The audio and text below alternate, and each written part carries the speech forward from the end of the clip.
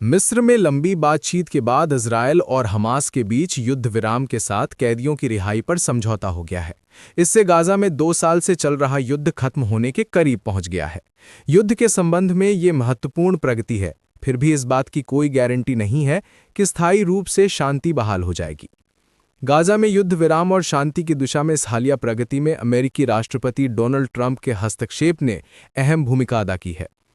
Hamas के हमले के जवाब में इजरायल ने 7 अक्टूबर 2023 को गाजा में युद्ध की घोषणा की थी।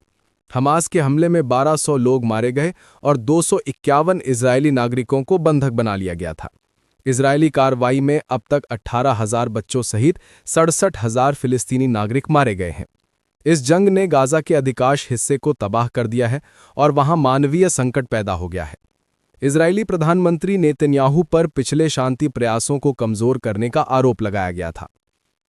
खबरों के मुताबिक इस बार राष्ट्रपति ट्रंप नेतन्याहू से नाराज थे और उनका धैर्य जवाब दे चुका था। अमेरिका का इजरायल पर खासा प्रभाव है।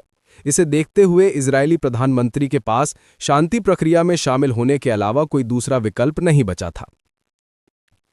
चरमपंथी समूह हमास अमेरिकी राष्ट्रपति ट्रंप की पूरी तरह से खात्मे की धमकी से भी भारी दबाव में है। अरब और अन्य मुस्लिम देशों ने राष्ट्रपति ट्रंप की योजना को मंजूरी दी है और मिस्र, कतर और तुर्की ने भी वार्ता में मजबूत भूमिका निभाई है। इस नए समझौते का विवरण अभी जारी नहीं किया गया है, लेकिन इसमें सभी बंधकों की रिहाई शामिल होगी, जिनमें 20 जीवित बताए जा रहे हैं। समझौते के तहत इजरायली जेलों में बंद सैकड़ों फिलिस्तीनियों को रिहा किया जाएगा। गाजा के कुछ क्षेत्रों से इजरायली सेनाएं हट जाएंगी और गाजा में मानवीय सहायता बढ़ाई जाएगी।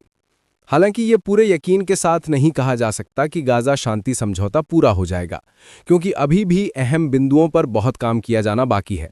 इनमें हमास को वथारविहीन करना, इजरायली सेना के पीछे हटने की सीमा तय करना और गाजा पर कौन शासन करेगा ये तय करना शामिल है। क्या है संदेह के कारण? मार्च में इजरायल ने युद्ध विराम समाप्त कर दिया था और घातक हवाई हमले शुरू कर दिए थे। दूसरी ओर इजरायल के लोग भी जंग से तंग आ चुके हैं। सर्वेक्षणों के अनुसार अधिकांश इजरायली युद्ध का अंत चाहते हैं, लेकिन नेतन्याहू अभी भी राजनीतिक समस्याओं का सामना कर रहे हैं। उनकी सरकार को अतिराष्ट्रवादियों का समर्थन मिला है और उन्होंने धमकी दी है कि अगर समझौता हो गया तो वे गठबंधन छोड़ देंगे। यही वजह है कि नेतन्याहू इस युद्ध को लंबा खींचने पर मजबूर हैं। नेतन्याहू ने हमास के खिलाफ पूर्ण विजय का वादा किया है। उन्हें एक ऐसा समझौता चाहिए जिससे वो कह सके कि उन्होंने सब कुछ हासिल कर लिया है।